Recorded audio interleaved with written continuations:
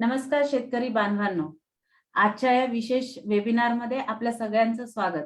मी doctor Ashwini मोताफळे, crop consultant खेतीबाडी. आजच्या या वेबिनारमध्ये आपल्या सर्वांचं स्वागत करते. शेतकरी बांधवांनो, जसा हंगाम येतो तसा आपण आपल्या या वेबिनारचा विषय घेतो. पण आजचा हा विषय पीक निगडीत तर नक्कीच आहे, पण त्याचबरोबर आज आपल्याला एक मार्गदर्शन करण्यासाठी आपल्या सगळ्यांना माहित असलेले ऊस या पीक क्षेत्रात आपण म्हणू शकतो प्रचलित असे नाव असलेले सर आज आपल्याशी जोडले आहेत. शेतकरी बांधवांनो, नक्कीच सरांकडून आज आपल्याला खूप छान मार्गदर्शन मिळणार आहे. आपल्या शंकेचं इथं निरसन होणार आहे आणि आपण येणाऱ्या पूर्व हंगामी ऊसाचं इथं नक्कीच चांगल्या प्रकारे नियोजन करू शकणार आहोत. येणारा हंगाम हा ऊस उत्पादकांसाठीच म्हणजेच आपण जो म्हणतोय पूर्व हंगामी लागवड, आणि आजचा आपला विषय पण वेबिनारचा आपण तोच घेऊन आलेला आहोत. शेतकरी बांधवांनो, ऊस हा विषय तर आहे, पण आपण त्याच्या उत्पादनाविषयी जेव्हा बोलतो तेव्हा आपण 80, 90, 100, पण आज आपल्या सगळ्यांचं जे टार्गेट ठरलंय की मला 100च्या वर माझ्या ऊसाचं उत्पादन काढायचंय, आणि त्यासाठीच हा हंगाम खरंच खूप अनुकूल असतो. पूर्व हंगामी ऊसात घेतल्या जाणाऱ्या ऊसाचा साखर उतारा जास्त असतो, त्याला मिळणारं अनुकूल हवामान असतं, फुटव्यांची संख्या चांगली असते. ह्या सगळ्या गोष्टींचा विचार करून आपण सगळेच जण प्रयत्न करतो की मी पूर्व हंगामी ऊसात लागवड करू. छोट्या छोट्या गोष्टींसाठी आपल्याला तिथे नियोजन करायचं आहे, पण त्या नियोजनात जर आपल्याला मार्गदर्शन मिळालं तर आपण नक्कीच आपल्या ऊसाच्या साखर उतारात किंवा उत्पादनात खूप जास्त भर पाडू शकतो. शेतकरी बांधवांनो, हे सगळं मार्गदर्शन मिळवून देण्यासाठी एक वेळात वेळ काढून आज आपल्याशी जोडले आहेत खेतीबाडीच्या या आपल्या वेबिनार सत्रामध्ये सुरेश कबाडे सर. मला सरांविषयी तुम्हाला सगळ्यांना वेगळं सांगायची गरज नाही. सर नमस्कार. आजच्या या वेबिनार मध्ये सर तुमचं स्वागत आहे, आणि खरंच आम्ही पण खूप उत्सुक आहेत की तुमच्याकडून बऱ्याचशा गोष्टी आपल्याला शेतकऱ्यांपर्यंत पोहोचवायच्या. आणि आपण जो कॅम्पेन रन केला होता की तुमचे प्रश्न आम्हाला सांगा, तुम्हाला उत्तर मिळणार, बऱ्याचशा शेतकऱ्यांनी मागच्या 5-6 दिवसापूर्वीच आपल्यासाठी प्रश्न तयार करून ठेवले आहेत आणि आपल्याला आज ते तिथे सोडवायचे आहेत. शेतकरी बांधवांनो, आपण सरांकडून आज लागणीपासून काढणीपर्यंत पूर्ण नियोजन इथं घेणार आहोत, आणि त्याचबरोबर ज्या प्रश्नांची तुम्ही इथे आम्हाला पाठवलेत त्याची उत्तरं तर आपण घेतोय, आणि सेमिनार दरम्यान या वेबिनार दरम्यान सुद्धा काही प्रश्न असतील तर ते आपण सरांना इथे आज जोडून विचारणार. सर मी सुरुवात करते. आपण ऊसाचं एक उत्पादन विक्रम घेतलेला आहे 130 टन. ही संख्या म्हणजे सगळ्यांसाठी 100ची पार करायची, पण 130 टन जेव्हा म्हणतो तेव्हा तुमचं नाव सगळ्या ऊस उत्पादकांसमोर येतं.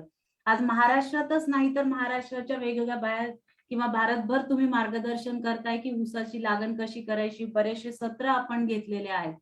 सर आज आपण सुरुवात करूया, आणि मार्गदर्शनासाठी सगळेच उत्सुक आहोत.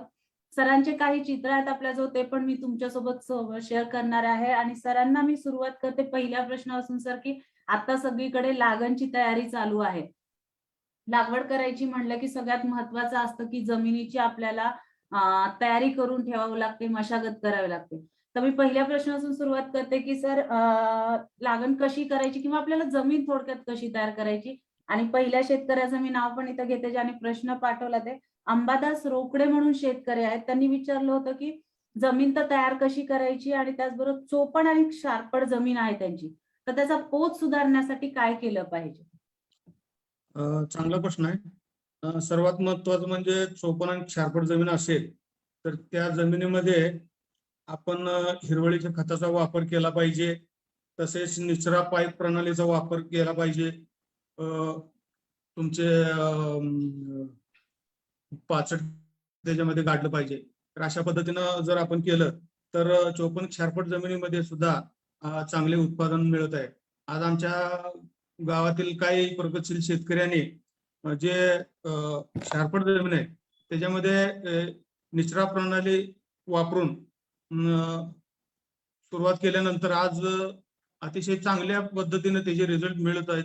ज्या जमिनीमध्ये पूर्वी 15-20 टन सुद्धा येणं मुश्किल होतं, त्या जमिनीमध्ये आज 65, 70, 75 टनापर्यंत ते शेतकरी गेलेले आहेत. तर त्याच्यासाठी आपल्याला निचरा पाईप प्रणालीचा वापर करणं अतिशय गरजेचं आहे.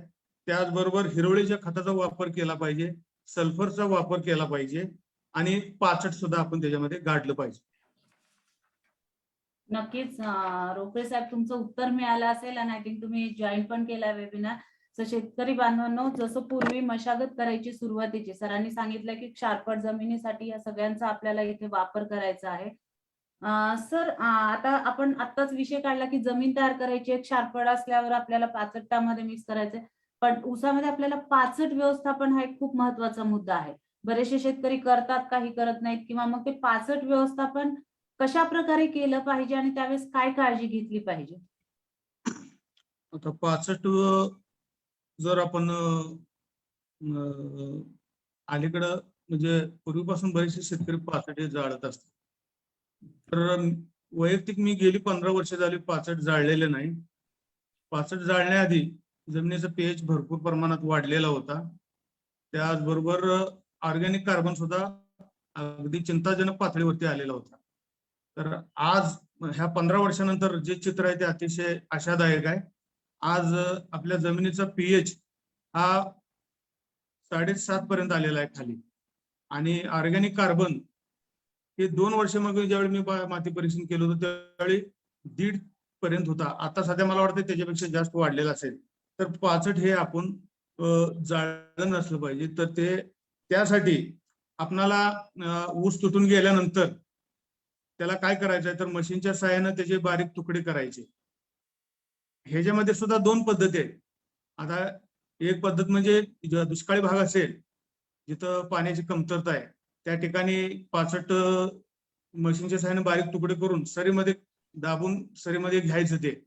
आणि ज्यावेळी उन्हाळ्यात उष्णता वाढेल त्यावेळी ओलावा त्याच्यामध्ये बऱ्यापैकी टिकून राहणार आहे. आणि जिथं पाणी चांगलं आहे, भरपूर प्रमाणात पाण्याचं व्यवस्थापन आहे, तिथं आम्ही म्हणजे आमचा हा भाग भरपूर इथं पाणी आमच्या भागामध्ये असतं. आम्ही ऊस तुटून गेल्यानंतर ते 65ची कुट्टी करून ते सरीमध्ये दाबून घेतो आणि ट्रॅक्टरच्या साहाय्याने त्याच्या बगला दोन्ही बाजूने फोडून घेतो आणि त्या 65वरती ती माती पाडत जातो. सोबत त्याच्याबरोबर जीवाणू कल्चरल असतील, त्याचबरोबर सुपर फॉस्फेट, युरिया हे सुद्धा त्या 65वरती टाकतो. आणि साधारण एक 2.5 ते 3 महिन्यामध्ये ते संपूर्ण 65 कुजतं. वरती माती पडल्यामुळं आणि आपण जीवाणू खत त्याच्यामध्ये टाकल्यामुळं ते 65 कुजतं आणि 2.5 ते 3 महिन्यामध्येच ते 1 नंबरचं सेंद्रिय खत तिथं तयार होतं.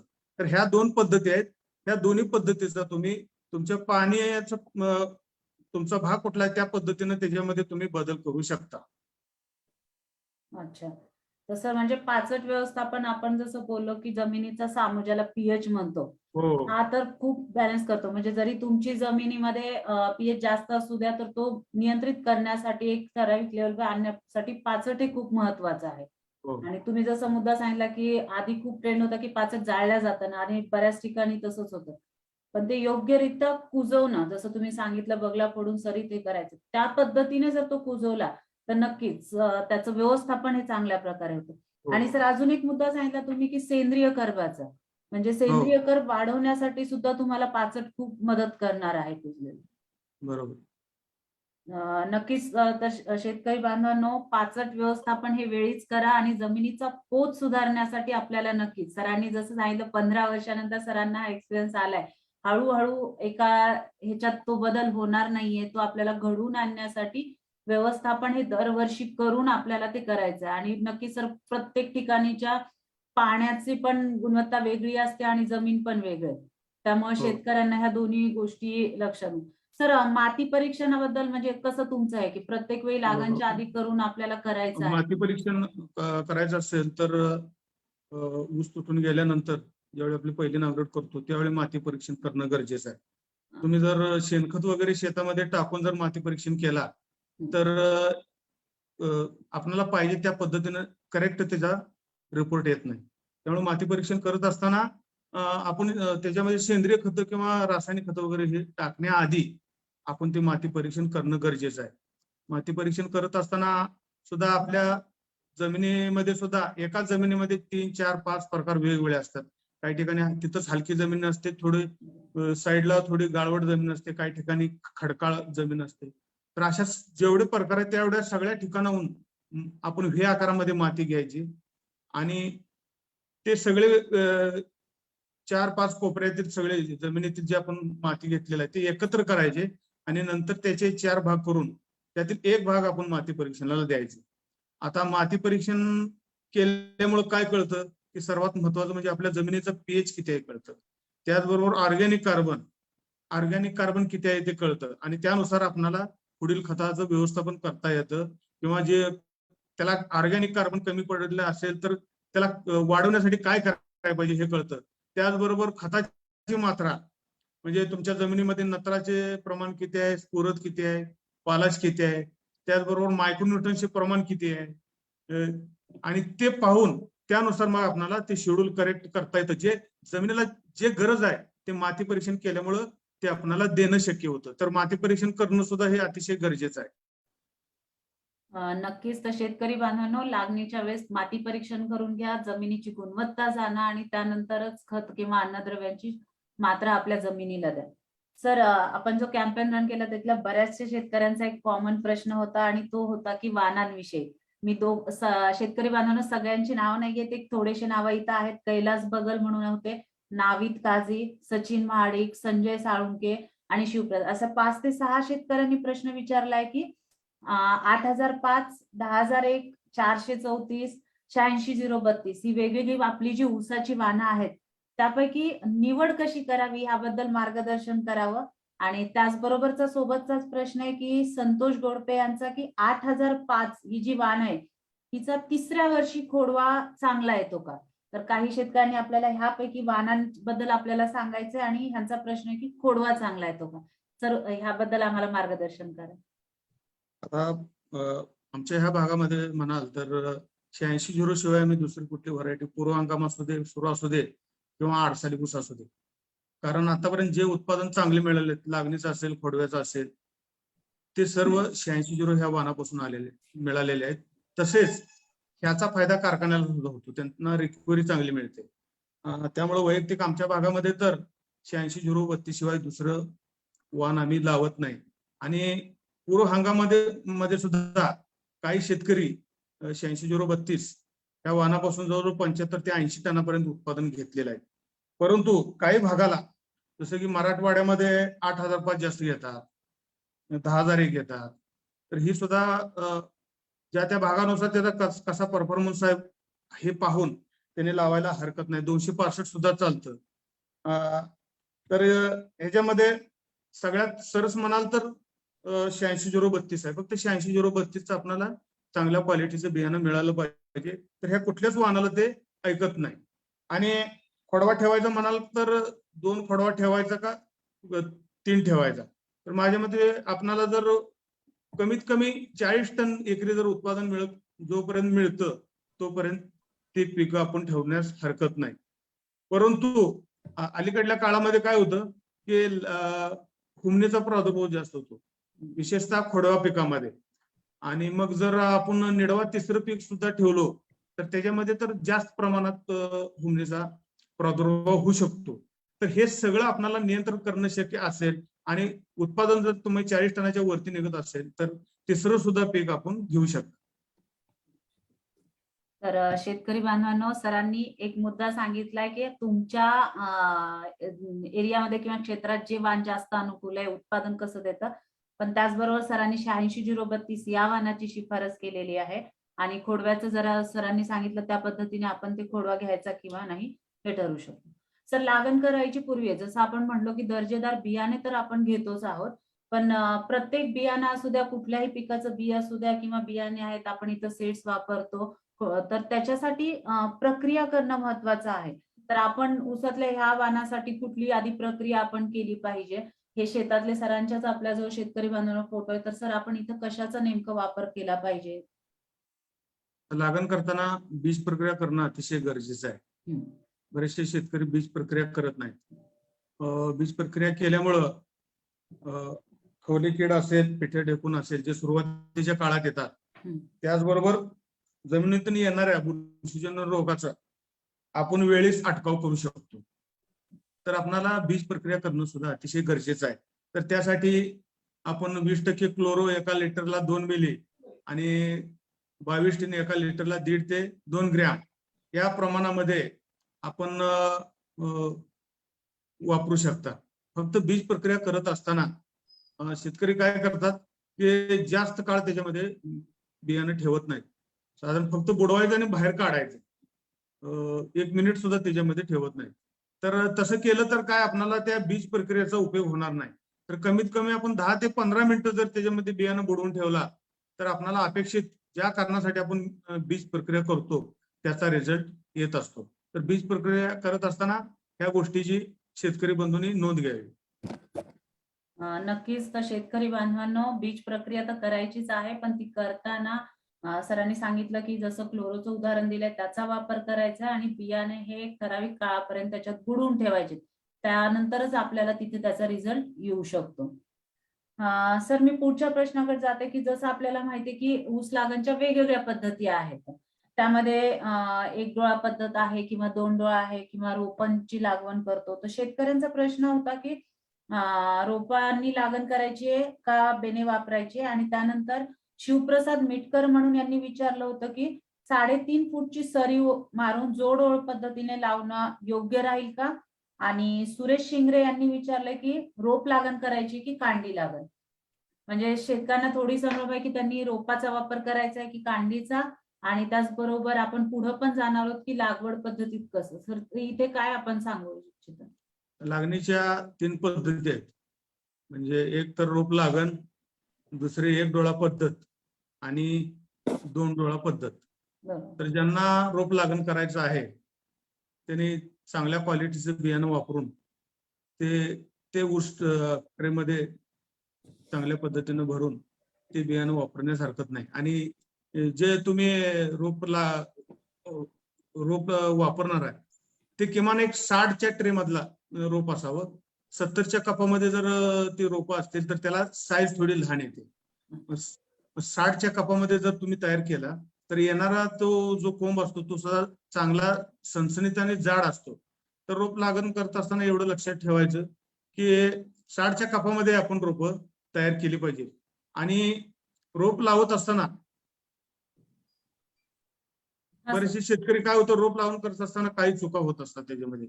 म्हणजे सरी काढल्यानंतर डायरेक्ट त्या शेतामध्ये रोप लावून करायचं आणि नंतर मग पाणी सोडायचं.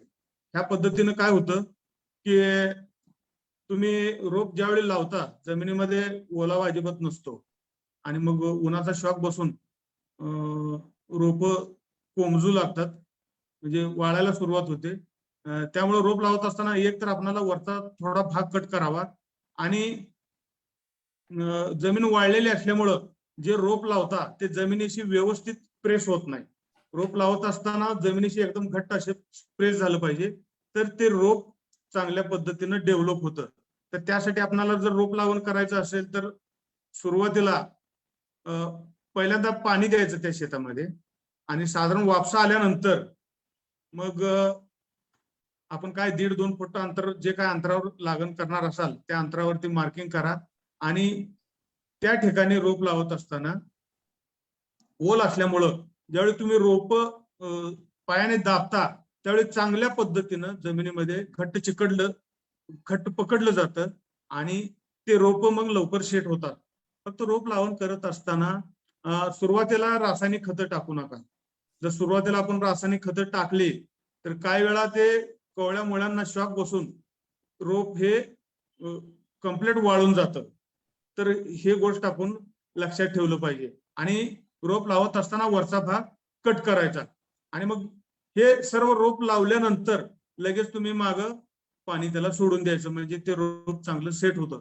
फक्त वाळल्या शेतामध्ये रोप लावू नका. रोप लावला तर तुम्हाला जास्त त्याचा मनस्ताप होईल, रोप लवकर सेट होणार नाहीत. कारण रोप आराळ बसल्यामुळं त्याच्या मुळ्या ज्या गतीमध्ये पकडाय म्हणजे वाढ व्हायला पाहिजे त्या पद्धतीनं वाढ होत नाही. रोप लावून करत असताना ह्या गोष्टीची आपण काळजी घेतली पाहिजे. आता 1 डोळा पद्धत सुद्धा करतात. आता वैयक्तिक मी 21 वर्ष झाले 1 डोळा पद्धतीनं लावण करतो. 1 डोळा पद्धतीनं लावण करत असताना काय होतं की आपली बियाण्याची चांगल्या पद्धतीनं बचत होत असते. आज मी 5x2 या अंतरावरती ज्यावेळी 1 डोळा लावण करतो त्यावेळी एकरी 15 ऊसाच्या 20 मोळीमध्ये म्हणजे 1 एकराची लावण होते. म्हणजे बियाण्याची बचत अतिशय चांगल्या पद्धतीने होतं. फक्त 1 डोळा लावण करत असताना तुम्हाला अतिशय काळजीपूर्वक लावण करावी लागते. कारण ज्यावेळी तुम्ही 1.5 किंवा 2 फूट या अंतरावरती लावण करता त्यावेळी उदाहरणार्थ तुम्ही 5 बाय 2 या अंतरावरती लागण करत आहात आणि त्यावेळी एक डोळा त्यातला जर उगून नाही आला तर त्या ठिकाणी 4 फुटाची गॅप्स पडत असतात. तर रोप लावून करत असताना प्रत्येक डोळ्याचं निरीक्षण करा, खराब डोळे बाजूला काढा आणि मग तुम्ही ते कांडी लागण करा. फक्त कांडी लागण करत असताना एक डोळा एक्स्ट्रा लागण करत असताना 300 ते 400 डोळे दुसऱ्या बगलेला लावून ठेवा. कारण एक डोळा ज्यावेळी आपण लावून करत असतो तर किती जरी तुम्ही काळजीपूर्वक लावून केला तरी पण एक 2-3% का होईना त्याच्यामध्ये तुटाळ होत असतात. तर त्याच्यासाठी आपणाला त्याच वयाचं बियाणं गॅप सांधण्यासाठी आपणाला त्याच वेळी दुसऱ्या साईडला आपण लावून घ्यायचं आणि 30 दिवसानंतर संपूर्ण क्षेत्राचं निरीक्षण करायचं आणि जिथं जिथं गॅप्स असतील तिथं त्या वयाचं आपण रोप तयार केल्यामुळं आपण ते रोप पण लगेच सेट होतात त्याच्यामध्ये आणि मग अशा पद्धतीनं आपण एक डोळा पद्धतीनं लावून करू शकतो. फक्त आपल्याला काळजी चांगल्या पद्धतीनं घ्यावी लागते. ज्या शेतकऱ्यांना अतिशय काळजीपूर्वक लागण करणं जमतं एक डोळा पद्धत त्यांनीच एक डोळा पद्धत करावं. ज्यांना ह्या गोष्टी जमणार नाहीत त्या शेतकऱ्यांनी मग 2 डोळा पद्धतीनं सुद्धा लागण करायला हरकत नाही. आता 2 डोळा पद्धतीनं लागण करत असताना साधारण जे आपण बियाणं मांडतो तर त्याच्यामध्ये किमान 2 डोळ्याच्या मध्ये एक 6 ते 9 इंचाच्या आसपास आपण अंतर ठेवलं पाहिजे. म्हणजे काही शेतकरी काय करतात की कांडीला कांडी असं लावतात आणि ते अतिशय दाट उगवण होत असते. त्यामुळं 2 डोळ्याची लागण करत असताना किमान 6 ते 9 इंच जमिनीच्या ताकदीनुसार आपण त्याच्यामध्ये अंतर ठेवून लागण केलं पाहिजे. आता 2 डोळा पद्धतीला काय होतं की जास्त तुटाळ होत नाही त्याच्यामध्ये म्हणजे गॅप्स पडत नाही. कारण एक डोळा फेल गेला तर दुसऱ्या बाजूला दुसरा डोळा असतो. म्हणजे त्याला एक दुसरा त्याला तिथं डोळा असल्यामुळं तिथं ते ऍडजस्ट होऊ शकतं. तसं एक डोळा पद्धतीला चालत नाही. आपल्याला तिथं गॅप्स भरण्यासाठी एक्स्ट्रा लावून घ्यावेच लागतात. तर 2 डोळा पद्धत लावून करत असताना आपण ह्या गोष्टीची काळजी घ्या. किमान 6 ते 9 इंच आपण त्याच्यामध्ये अंतर ठेवा तर ती सुद्धा लागण चांगल्या पद्धतीने येते. खूप सविस्तर सरांनी आणि खूप छोटे छोटे मुद्दे सांगितले. तर शेतकरी बांधवांनो, एक डोळा असू द्या का 2 किंवा रोपण, सरांनी सांगितले की काळजी कशी कुठल्या पद्धतीसाठी घ्यायची हे महत्वाचं आहे. एक डोळा घेतायत तर अंतर किती, 2 डोळा घेतायत अंतर, आणि सगळ्यात महत्वाचं रोपांनी लागण करत असताल तर सरांनी छोट्या छोट्या गोष्टी जसं सांगितल्या की रोपण लागण करायला लगेच रासायनिक खतं टाकू नका, कारण रोपांना इजा होईल. शेतकरी आणखीन बांधवांनी एक ह्या छोट्या गोष्टी. मॅडम हा सर. आणखीन हा एकाने सर. विचारलंय ना 3.5 फूटची सरी मारून जोडवळ हो लावणे हो योग्य सर, आहे. तो एक घ्यायचा आपल्याला. हा, बरोबर. आता पूर्वी 3.5 फूट 2.5 फुटा म्हणजे जोड पद्धतीने लावण करायचे. म्हणजे 2.5 फुटाच्या सऱ्या सोडायच्या, 2 सरीमध्ये लावण करायचे आणि एक सरी सोडायची. म्हणजे 2.5 बाय 5चा तो पट्टा होतो. काही ठिकाणी 3.5 फुटाच्या सऱ्या सोडायच्या, 2 सरीमध्ये लावण करायची आणि एक सरी मोकळी सोडायची. पूर्वीच्या तुलनेत त्यावेळी ती पद्धत बरी वाटत होती, पण आता त्याच्यामध्ये बरेचसे बदल झालेत. आता काय होतं, ज्यावेळी तुम्ही 3.5 फुटाचं जे पट्टा पद्धत लावून करता, एका ठिकाणी 2 डोळ्यामध्ये एकदम अंतर तुमचं कमी राहतं 3.5 फूट आणि दुसरा पट्टा 7 फुटाचा राहतो. ह्या 2 ओळीमध्ये अंतर कमी असल्यामुळं तिथं आतमध्ये आऊत व्यवस्थित चालत नाही, आतमध्ये ऊसाला जाडी चांगल्या पद्धतीने येत नाही. तर हे करण्यापेक्षा आता 3.5 आणि 7 किती झालं आपल्याला, साधारण 10 फुटाच्या आसपास 10-10.5. सरासरी 2 ओळी झाल्या. तर त्यापेक्षा तुम्ही 4.5 किंवा 5 फूट एकसारखं अंतर ठेवून जर लावण केला तर ऊसाला एकसारखी जाडी चांगली येईल. माझ्या मते पट्टा पद्धतीपेक्षा आपण 4.5 ते 5 फूट सरीकडे वळाला तर तुम्हाला पट्टा पद्धतीपेक्षा त्याला उत्पादन निश्चित चांगलं मिळेल. तसेच आणखीन एक प्रश्न आहे की रोप लागणीसाठी काय तर प्रश्न, हा, रोप लागण की कांडी लागण योग्य कांडी राहील लागण योग्य राहील. सुरेश. ज्या त्या प्राप्त परिस्थितीनुसार ते ठरवायचं.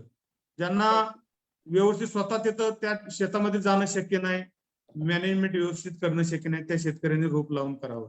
रोप लावून केलं की गॅप्स होत नाहीत.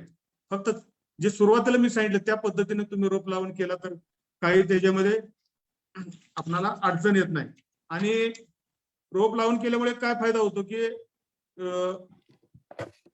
आपण करेक्ट अंतरावरती सगळं लावण करू शकतो. 1-1.5 फूट असेल, 2 फूट असेल, प्रत्येक अंतरावरती ते लागण करणं शक्य होतं.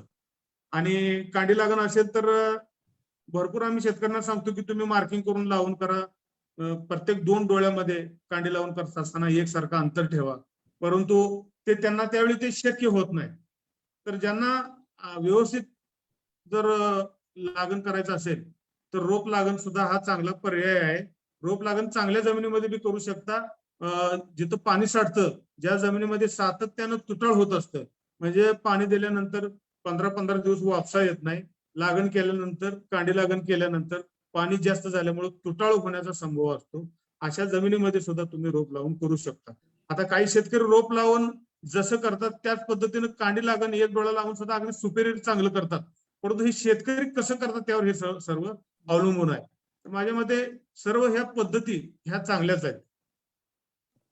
बरोबर आहे. तर सगळ्यांचं इथं मला वाटतं उत्तर मिळालं. सरांनी एका ह्याच्यात सांगितलं की पद्धती कुठली वापरा, पण त्याच्यासाठी लागणारी काळजी आणि ज्या मातीचा ओलावा, पाण्याची उपलब्धता ह्या गोष्टी लक्षात घ्या आणि तुम्ही ह्या पद्धतीने अवलंब करू शकता. सर, श्यामकांत पाटील म्हणून होते, यांनी प्रश्न विचारलाय की 100 टनासाठी 2 टिपरीतलं अंतर किती ठेवावं? नाही, टिपरीतलं अंतराबरोबर सरीतलं अंतर महत्वाचं आहे. तुम्ही फक्त टिपरीतलं अंतर ठेवला आणि सरीतलं अंतर जर 2.5 फूट, 3 फूट, 3.5 फूट असेल तर तुमचं तो उत्पादन एक ठराविक लेवलच्या पुढे जाऊ शकणार नाही. तर आपणाला तुम्ही जर रोप लागण करत असाल किंवा एक डोळा लागण करत असाल तर 2 टिपरीतलं अंतर 1.5 ते 2 फूट ठेवा आणि सरीतलं अंतर 4.5 ते 5 फूट ठेवा. हे योग्य राहील माझ्या मते. तर पाटील साहेब, तुम्हाला सरांनी डबल उत्तर दिलंय की तुम्ही तुमच्या 2 टिपरीतलं अंतर ठेवा आणि त्याचबरोबर तुमच्या सरीतलं अंतर किती ठेवायचे हे सरांनी सांगितले आणि आपण नक्कीच आपल्या 100 टनापर्यंत तिथं पोहोचू शकतो. सर, प्रत्येक वेळी आपला बोलण्यातून प्रत्येक उत्तरात येत आहे की पाण्याचं नियोजन म्हणा किंवा ओलावा, वापसा ह्या स्थिती सगळ्या लक्षात ठेवायच्या. सर, ऊसासाठी आपल्याला माहिती आहे पाणी मुबलक असणं गरजेचं आहे. जसं आपल्या पश्चिम महाराष्ट्रात आहे, पण मराठवाड्यातही बऱ्याच रिजनमध्ये जिथं पाण्याची उपलब्धता आहे, ते शेतकरी बांधव जे आपल्याशी पण जोडलेले आहेत किती बडीशी, सगळेच जण ऊसाच्या लागणकडे वळत आहेत. तर पाण्यासाठी काही विशेष आपण मार्गदर्शन का काही टिप्स आपल्याला द्यायच्या आहेत शेतकऱ्यांना? पाण्यासाठी पूर्वीच्या तुलनेत बरेचसे आता सुधारणा होत आहेत, त्यामुळे शेतकऱ्यांची सुद्धा उत्पादनामध्ये वाढ होत आहे. पूर्वी पाण्याची पद्धत म्हणजे डुबुक पद्धत होती. म्हणजे कसं सुरुवातीला ऊसाची बांधणी होईपर्यंत असं म्हणजे खांड पद्धतीनं पाणी द्यायचे, म्हणजे सरीवरंबा पद्धतीनं. आणि ऊसाची बांधणी झाल्यानंतर त्याची साखळी करायची आणि साखळी केल्यामुळं पाणी त्याला पूर्वी लागत होतं त्याच्या तुलनेत डबल पाणी लागायचं. आणि मग त्या शेतकऱ्यानं काय करायचं, आज शेतामध्ये जायचं नाही, आज दगड मारायचा, आज पाण्याचा म्हणजे डुबुक आवाज आला की त्यानं समजायचं की पाणी आलेलं आहे. तर ते पाणी पिकाला देत नसून ते शेताला देतात. आपण पाणी कशाला देतो याचा विचार केला पाहिजे. आणि ते पाणी फुटून परत शेजाऱ्याचं 1 एकर 2 एकर रान पेतं. तर आपल्याला जास्त पाणी दिलं की उत्पादन जास्त निघतं, हे पहिलं आपण डोक्यातनं काढून टाकलं पाहिजे. आपण जर तुमच्याकडं पाण्याची कमतरता असेल तर तुम्ही ड्रिप वापरू शकता. कमी पाण्यामध्ये सुद्धा तुम्ही चांगलं उत्पादन काढता. आता गेल्या वर्षी ज्यावेळी मी 130 टनाचं उत्पादन काढलं 7 बाय 1.5 अंतरावरती, तर ते ड्रिप वरतीच काढलेलं आहे. तर आपण ड्रिपचा सुद्धा वापर करू शकता. ज्या शेतकऱ्यांना ड्रिप वापरणं आता सध्या शक्य नाही, त्यांनी सोड पद्धतीनं म्हणजे वाफुरी वगैरे न करता आपण अगदी ड्रिप सारखं कमी पाणी त्याच्यामध्ये सुद्धा देऊ शकतो. फक्त हे करत असताना वाफुरी पद्धत आपण बंद केली पाहिजे, साखळी पद्धत बंद केली पाहिजे. आणि जी संकल्पना शेतकऱ्याची आहे की पाणी ज्यादा दिले की उत्पादन जास्त येतं, हे त्यांनी कुठं तर त्याला आता मुरड घालायला शिकलं पाहिजे. बरोबर आहे सर, मुद्दा आहे. ऊस पीक असू द्या किंवा कुठलेही पीक असू द्या, असा कॉन्सेप्ट आहे की पाणी मुबलक करा.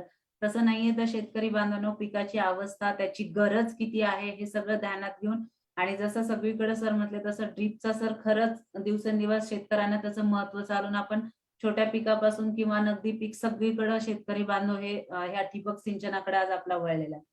शेतकरी बांधवांनो, सरांसारखे मार्गदर्शक आपल्याला असतं लाभलेलेच आहे, पण खेतीबडी फार्म हे एक मोबाईल ऍप्लिकेशन आपल्यासाठी सतत अवेलेबल आहे. आज सरांशी आपण सगळ्या आपल्या प्रश्नांचं क्षमता इथं निरसन करतोय. खेतीबाडी फार्मचे तज्ज्ञ सुद्धा सतत आपल्याशी जोडल्या जातील. आपलं मोबाईल ऍप्लिकेशन आहे, त्या ऍप्लिकेशन मधून आपण वेगवेगळ्या सर्व्हिसेस शेतकरी बांधवांना देतोय आणि लागणपासून काढणीपर्यंत पिकाचं ऊस पीक असू द्या, त्याच्या वेगवेगळ्या हंगामातलं पीक आहे किंवा इतर पिकं आहेत आपल्याकडे भाजीपाला, ते आपण ह्या ऍप्लिकेशनवर बघू शकता. तुम्ही खेतीबाडी फार्म ऍप आज रजिस्टर करून अशा वेगवेगळ्या सर्व्हिसचा किंवा वेळापत्रक असू द्या किंवा सल्ला असू द्या, ह्या सगळ्या फायदा सुविधा इथे आपण खेतीबाडी तज्ञांकडून मिळवू शकतात. इथे नंबर दिलाय शेतकरी बांधवांना, पुन्हा आमच्याशी जोडायचं असेल वेबिनार तर ह्या नंबरशी तुम्ही संपर्क करू शकता.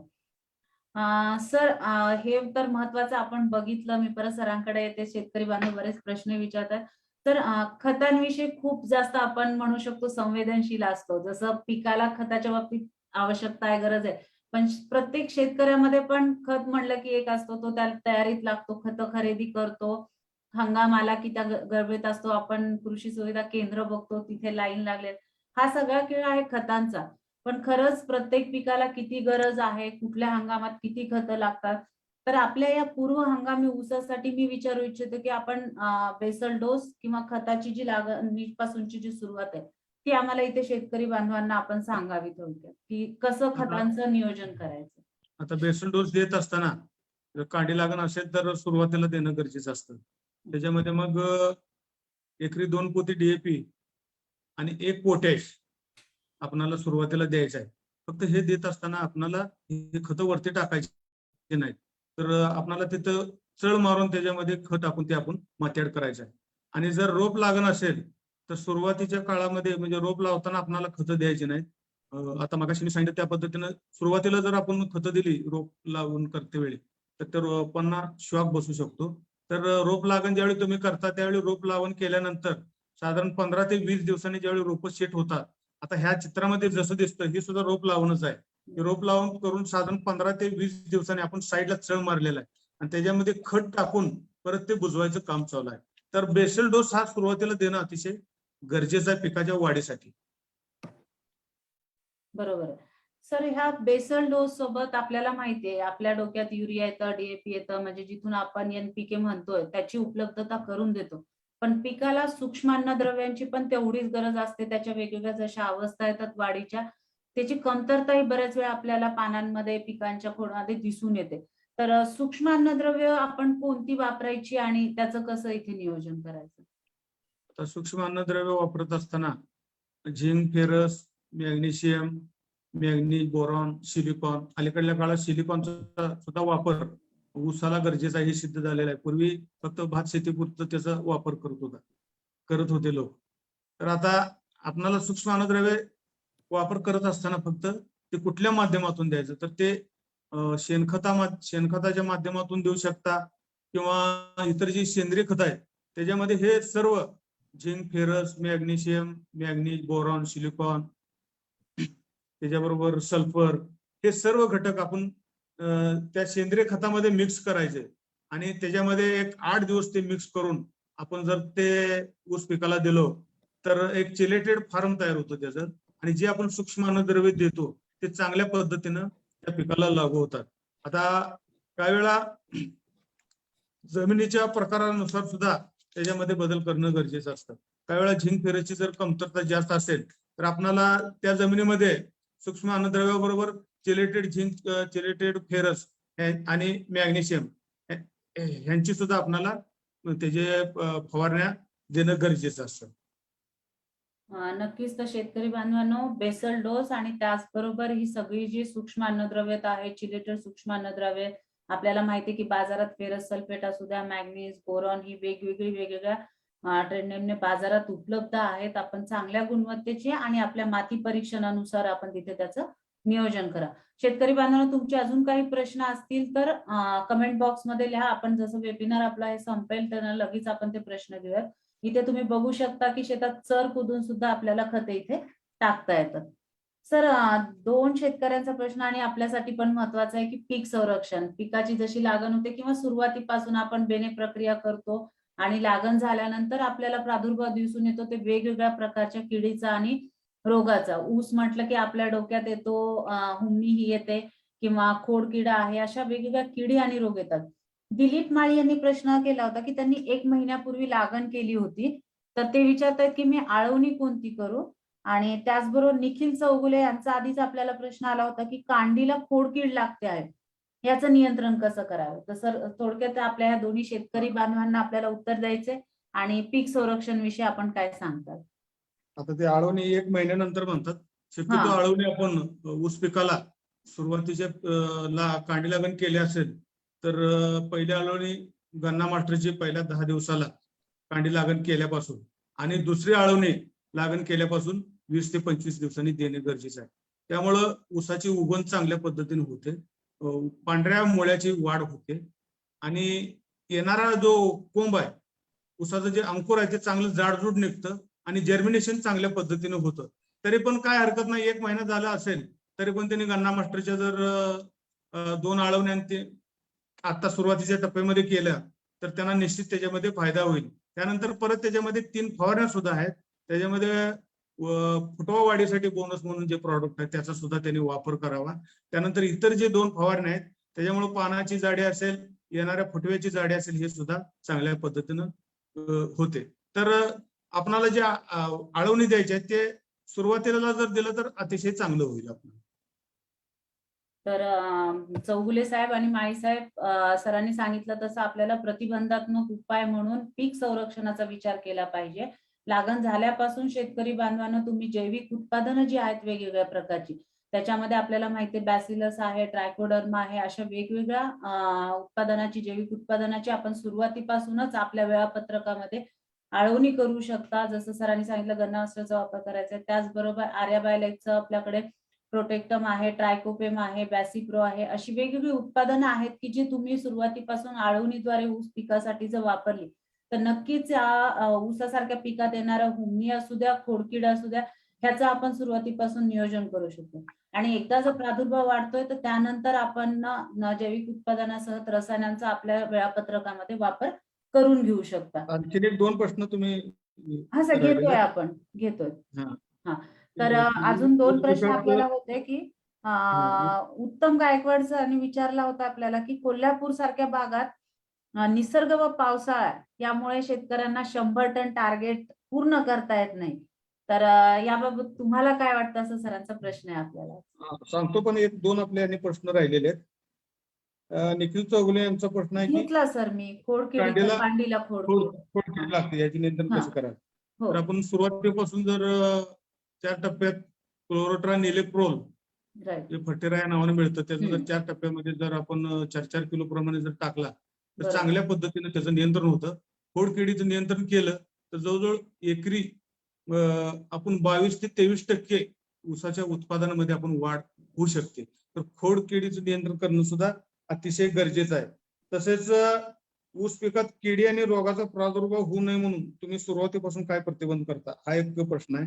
तर त्याच्यासाठी सुरुवातीला मी सांगितल्या पद्धतीनं त्या बीज प्रक्रिया करणं अतिशय महत्वाचं आहे आणि त्याचबरोबर एकात्मिक कीड व्यवस्थापन करणे सुद्धा अतिशय गरजेचं आहे.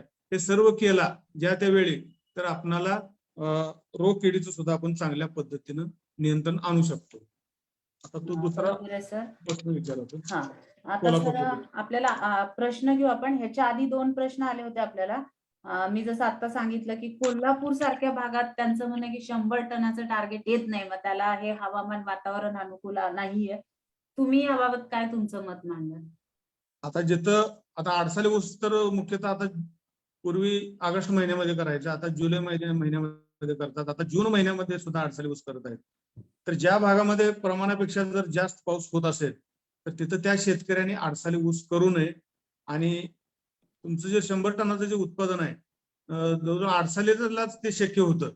तर तुमच्या भागात जर पाऊस जास्त पडत असेल तर त्या ठिकाणी तुम्ही 100 टनाचं टार्गेट न धरता तिथं तुम्ही पूर्व हंगामीमध्ये म्हणजे एखादं सोयाबीनचं वगैरे पीक घेऊन तुम्ही पूर्व हंगामामध्ये 75 ते 80 टनापर्यंत ऊसाचं उत्पादन कसं वाढेल याकडे आपण लक्ष देऊ शकता.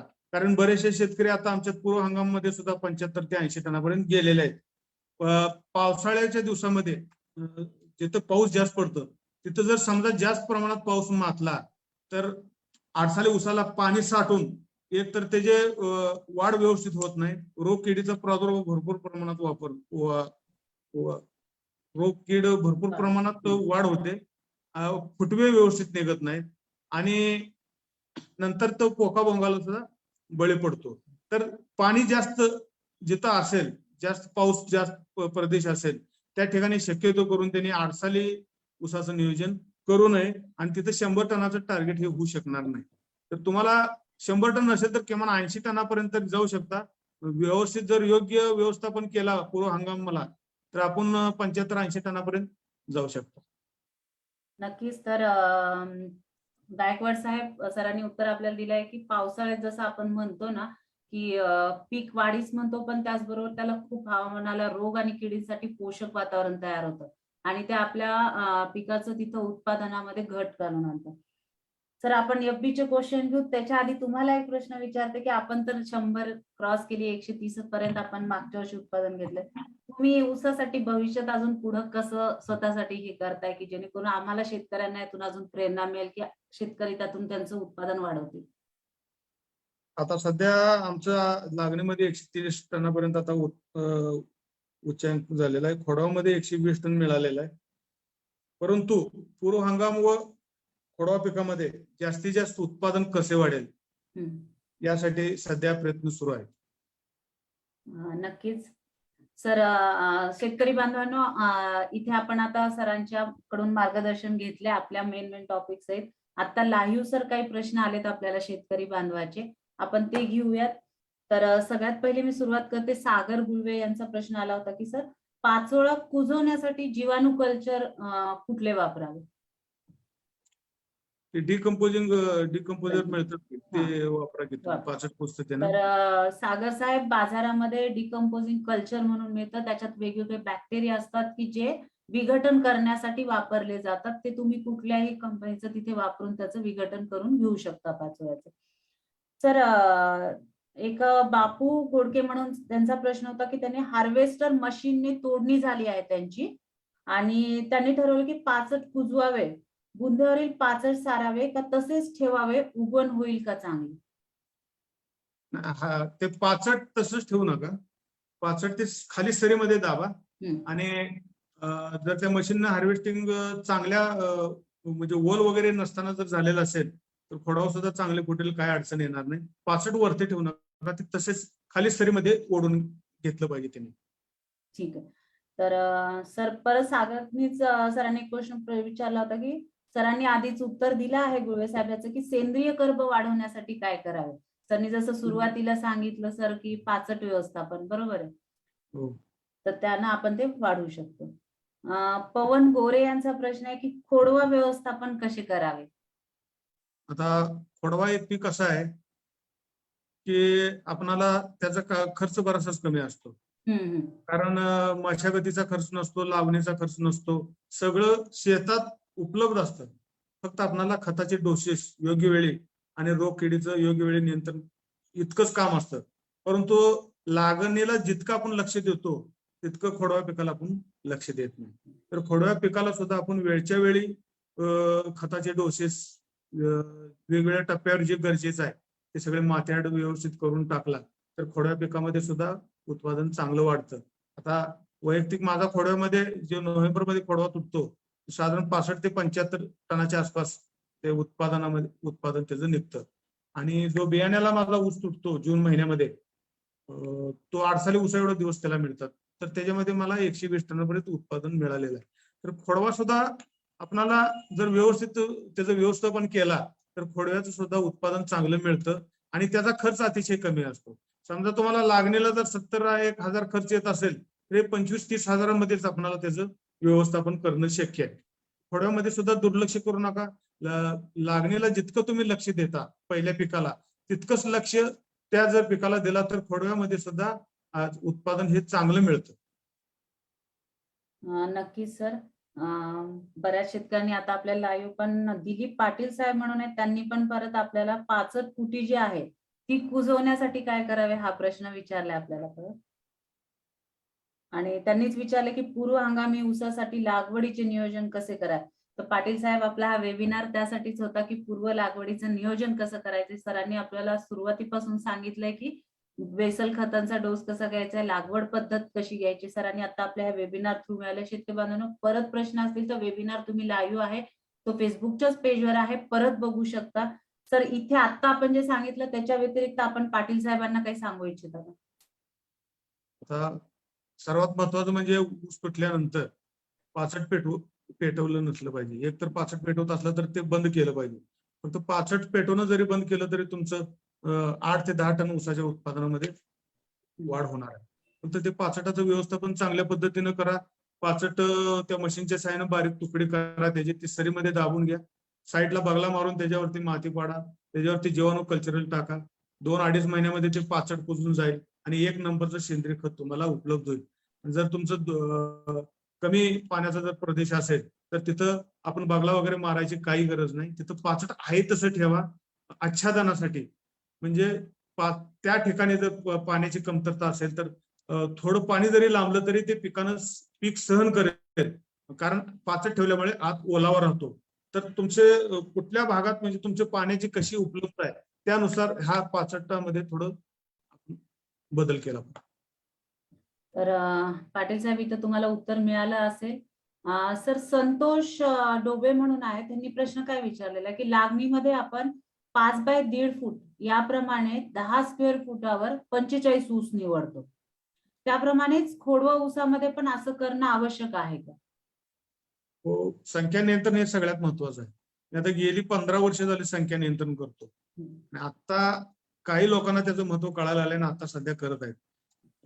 ऊसाच्या उत्पादनामध्ये संख्या नियंत्रण सगळ्यात महत्वाचं आहे. ज्यांना संख्या नियंत्रण करणं जमतं ते जे टार्गेट त्यांनी ठेवलेलं आहे तिथपर्यंत ते जाऊ शकतात. तर खोडव्या पिकामध्ये सुद्धा जर फुटवा जर जास्त होत असेल, उदाहरणार्थ आता त्यांनी काय म्हटलं 5 फूट सरीला 10 रनिंग फुटामध्ये 45 ऊस म्हटले तर 45 नाही 50 ऊस पाहिजे तिथं. म्हणजे 5 फूट सरी असेल तर 10 रनिंग फुटामध्ये 50 ऊस पाहिजेत. 4.5 फूट सरी असेल तर 10 फुटामध्ये 45 ऊस पाहिजे. 6 फूट सरी असेल तर 60 ऊस पाहिजे. तर हे गणित त्यांनी लक्षात ठेवायचं. जर संख्या जर जास्त झाली असेल तर साधारण एका स्क्वेअर फुटाला 1 ऊस राहावा अशा पद्धतीने त्यांनी विरळणी करून घ्यायची आणि निश्चितपणे त्याचा फायदा त्यांना झाल्याशिवाय राहणार नाही. फार मोठा फायदा आहे त्याच्यामध्ये, फक्त शेतकरी तिकडे लक्ष देत नाहीत आणि त्यांचं धाडस होत नाही. तर कृपया करून तुम्ही संख्या नियंत्रण करायचे का, तर तुमचं जे टार्गेट आहे तिथपर्यंत तुम्ही जाऊ शकता. तर शेतकरी बांधवांना जे आपण टार्गेट ठेवतोय सरांनी त्याचा आपल्याला एक मूलमंत्र दिला असं आपण म्हणू शकतो. गणित की संख्या तुम्हाला नियंत्रित ठेवावं लागेल सुरुवातीपासून लागणपासून. तर नक्कीच जेवढं आपलं अपेक्षित आहे उत्पादन तिथपर्यंत आपण नक्कीच पोहोचू शकतो. धन्यवाद सर. सर पुढे एक आपल्याला प्रश्न आला होता विशाल शिंदे यांचा की रोप लागवण करता येते, रोपानी लागण, आणि रोपण लावल्यानंतर पाणी सोडलं तर चालतं का? रोप लावण एक तर महत्वाचं, रोप लावून करत असताना वाळलेल्या जमिनीत रोप लावून करायचं नाही. रोप लवकर सेट होत नाहीत. पाणी द्यायचं आणि वापस आल्यानंतर त्या ओलीवरती रोप लावून करून घ्यायचं. रोप लावण करत असताना व्यवस्थित दोन्ही पायामध्ये ते व्यवस्थित रोप जमिनीमध्ये चांगलं प्रेस दाबायचं, म्हणजे ते रोप लवकर सेट होईल. आणि काय प्रश्न? आणि मग ते रोप चांगल्या पद्धतीने सेट होतात. नक्कीच शिंदे सर तुम्हाला उत्तर मिळालं असेल तुमच्या प्रश्नाचं. सर एक प्रश्न घेते परत. अमित सोनवणे हे म्हणतात की जर आपण ऊस काढलाय आणि 65 फुटीमध्ये ताक किंवा धेंच्याची पेरणी केली तर उगवण होईल का? होईल, काही अडचण नाही. मी तर गेल्या वर्षी तुम्हाला सांगायचं म्हणजे माझा खोडवा जो 112 टनाने पडला होता, जो बियाण्याला तुटतो, तर त्याचं पाचट भरपूर होतं. तरी सुद्धा त्या पाचटामध्ये मी त्या पाचटाचे मशीननं बारीक तुकडे करून त्याच्यामध्ये रोटावेटर वगैरे मारून इतर मशागती करून त्याच्यामध्ये मी हरभरा पेरला होता. 1 नंबर हरभरा आलेला होता. तर तो सुद्धा प्रयोग करायला काय हरकत नाही. आणि आणखीन एक काय फायदा होतो की साधारण ज्यावेळी तुमचं ताक त्यांच्या पक्व होतं 45-50 दिवसामध्ये, साधारण एक 2-3 पाणी आपल्याला त्यावेळी त्याला द्यायला लागतील. आणि पाणी दिल्यानंतर ज्यावेळी आपण ते पक्व झाल्यानंतर ज्यावेळी ते बुजवणार आहे त्यावेळी तेवढ्या कालावधीमध्ये पाणी माती ही एकत्र आल्यामुळे ते पाचट सुद्धा तेवढ्या कालावधीमध्ये आपल्याला कुजणार आहे. म्हणजे एक तर सेंद्रिय खताचा एक फायदा झाला आपल्याला, सेंद्रिय स्वरूपातला नत्र मिळाला त्याच्यामध्ये, आणि त्याचबरोबर तेवढ्याच कालावधीमध्ये पाचटामध्ये आपण त्यांच्या केल्यामुळं ते पाचट सुद्धा कुजून त्याचं सुद्धा तुम्हाला सेंद्रिय खत पुढील पिकासाठी लगेच उपलब्ध होणार आहे. तो सुद्धा प्रयोग करण्यास काय हरकत नाही. सध्या आम्ही आता त्याच पद्धतीनं करत आहोत. नक्कीच सर. सर प्रश्न येत आहेत, मी घेते अजून थोडे प्रश्न आपले. देवेंद्र पाटीदार म्हणून हे दुसऱ्या स्टेटचे आय थिंक फार्म आहेत, त्यांनी प्रश्न विचारला हिंदीमध्ये आपल्याला, एक आध पद्धति में विंटर सीजन में गन्ने की जर्मिनेशन के लिए क्या करना होगा, मतलब उनको त्यांना विचारायचंय की एक डोळा पद्धतीमध्ये उगवण चांगली होण्यासाठी काय केलं पाहिजे. काय म्हणलं? एक डोळा पद्धतीमध्ये हम्म. तर विंटर सीझन मध्ये म्हणजे आता ह्या येणार सीझन मध्ये त्यांना लागवडच्या जर्मिनेशन उगवण चांगली होण्यासाठी काय केलं पाहिजे असा प्रश्न आहे त्यांचा. त्याने गन्ना मास्टरचे सुरुवातीच्या काळात 2 आळवणे घ्यावेत, त्यांना चांगल्या पद्धतीने त्याचा रिझल्ट येईल, चांगली जर्मिनेशन होईल. सो देवेंद्र जी, आप अगर लाइव हो तो मैं आपको बताना चाहती हूँ कि सर बता रहे हैं कि जब हम एक आग मतलब 1 सेट का यूज करते हैं, जर्मिनेशन अच्छा होना चाहिए आपको, तो गन्ना मास्टर जो किट है वो शुगर केन के लिए आप बोल रहे हैं, तो उसका एप्लीकेशन करना चाहिए, सर ने आपको ऐसा दिया है. तो सर आपको शुरुआत से जो सर ने बताया था कि आपको फर्टिलाइजर का जो एप्लीकेशन है वो अच्छे से प्रॉपरली करना चाहिए. आणि ते फर्टिगेशन सोबत थंड जास्त असल्यामुळे थोडं सल्फरचा सुद्धा वापर करण्यास सांगा त्यांना. ओके. और आपके यहाँ ठंड ज्यादा होगी विंटर सीजन में, आप बोल रहे हैं वैसे तो आप सल्फर भी उसमें ऐड कर सकते हैं ताकि उसका जर्मिनेशन अच्छे से होगा. सर JS पवारनी हुमणीसाठी प्रश्न विचारला होता, सरांनी उत्तर दिले, पण आपण थोडक्यात त्यांना सांगू की जसं हुमणीसाठी ते विचारतात आपल्याला मेटारेझियम वापरता येईल का, असं मिटकर यांनी पण विचारलंय आपल्याला, आणि एकरी किती वापरायचं. मेटारेझियम वापरू शकता. Yes. जास्त जर हुमणे असेल तर 2 किलो 3 किलो असं आपण एकरी वापरू शकता, त्याचे सुद्धा रिझल्ट चांगले आहेत. फक्त ओल असताना त्याची आळवणी तुम्ही केला की रिझल्ट चांगले येतात त्याचे. तर शेतकरी बांधवांनो, जैविक उत्पादन आपण जसं म्हणताय सर, त्याच्यामध्ये मेटारायझियम, वर्टिसिलियम, बेवेरिया, आर्या बायोलाइटचं प्रोटेक्टम नावाचं आहे, त्याचा पण हुमणीसाठी खूप चांगला रिझल्ट दिसून येत आहे. सरांनी पण आपल्याला काही उत्पादनं सजेस्ट केली आहे, तर आपल्याला जी अवेलेबल होतील, जसं आपल्याकडे वातावरण त्याला पोषक आहे त्यानुसार तुम्ही वेळोवेळी उत्पादनांचा वापर करा, आणि त्याच्यासाठी असलेल्या अनुकूल कंडिशन जसं की वापसा असणे, ओल असणे, ह्या गोष्टी आवश्यक आहेत. आणि पाण्याचं व्यवस्थापन करून आपण जर हे पीक संरक्षणासाठी केलं, तर हुमणी असू द्या किंवा अजून खोडकिड असू द्या, ह्या सगळ्या ह्याच्यावर आपण खरंच चांगल्या प्रकारे नियोजन इथे मिळवू शकतो. तर शेतकरी बांधवांनो, सरांनी आपल्याला इथे सुरुवातीपासून शेवटपर्यंत एक मार्गदर्शन खूप व्यवस्थितरित्या केलंय.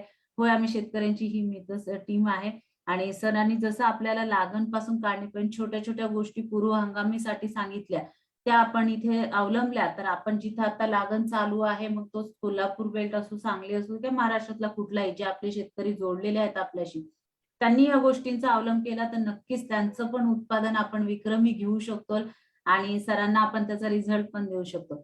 सरांना आपल्याला अजून काही प्रश्न विचारायचे असतील तर शेतकरी बांधवांनो, तुम्ही नंतरही आमच्याशी संपर्क साधू शकता. इथे दिलेल्या नंबरवर तुम्ही कॉन्टॅक्ट करा. तुमचे काही प्रश्न असतील तर आम्हाला पाठवा, आम्ही सरांपर्यंत पोहोचू, किंवा सर पण तुम्हाला FB वरून त्याचे उत्तरं देतील. सरांचे बरेचसे लेख ते आहेत, आणि खेतीबडी फार्मच्या ऍप्लिकेशन मधून पण तुम्ही ऍडवायझरी किंवा सल्लागार मधून आमच्याशी परत जोडले जाऊ शकतात. सर, एक थोड्याशा वेळामध्ये तुम्ही ऊसाचं पूर्ण चित्र, जसं आपल्याला विक्रमी उत्पादन घ्यायचंय, त्याच्यातल्या छोट्या छोट्या टिप्स शेतकरी बांधवांना इथं आज खूप मोलाच्या दिल्या आहेत. प्रत्येक शेतकरी बांधवांना तुमच्याबद्दल खूप उत्सुकता आहे. तुमच्यापर्यंत आपण शेतावर बांधव पोहोचू शकत नाही. आपला हाच उद्देश आज होता की खेतीबडीच्या या प्लॅटफॉर्मवर वेबिनार थ्रू शेतकऱ्यांना एक व्यवस्थित मार्गदर्शन मिळेल, जेणेकरून त्यांची येणारी जी लागण आहे किंवा हंगाम आहे त्यामध्ये त्यांना जास्तीत जास्त नफा मिळवून देईल. शेतकरी बांधवांनो, आता 2-4 दिवसात आपण सगळेच दिवाळीच्या तयारीत आहोत. काही जण लगबगीत आहेत, ते आपल्या पूर्व हंगामी लागणच्या ह्याची तुमची लागणही व्यवस्थित होईल. सरांनी सांगितलेल्या टिप्स आपण त्याच्यामध्ये अवलंब करू. सगळ्यांनाच दिवाळीच्या खूप खूप हार्दिक शुभेच्छा, आणि खेतीबडीचे काही कृषीधन पॅकेजेस पण आहेत. सर, तुम्हाला पण मी सांगू इच्छिते की आपण GIS म्हणजे सॅटेलाइटच्या प्रणालीचा वापर करतो आहोत. आपण या प्रणालीद्वारे तुमच्या शेतातील पिकाचं पूर्ण सॅटेलाइटद्वारे फोटोग्राफ्स घेतोय, आणि जे काही बदल तुमच्या पिकामध्ये होऊन जातील, म्हणजे ते कमतरतेमुळे असेल, जास्त पाणी असेल, तर आमची टेक्निकल टीम ते इथे बसून त्याचं मॉनिटर करत आहे, आणि तशाच इमेजेस आणि रिझल्ट आम्हाला शेतामध्ये दिसून येतात. उद्देश हाच आहे की जे खूप डिस्टन्सवर असतात शेतकरी, त्यांना आपण जास्तीत जास्त मार्गदर्शन वेळेच्या आधीच जर पोहोचवलं, तर त्यांचं होणारं हे जे नुकसान आहे आपल्याला टाळता येईल.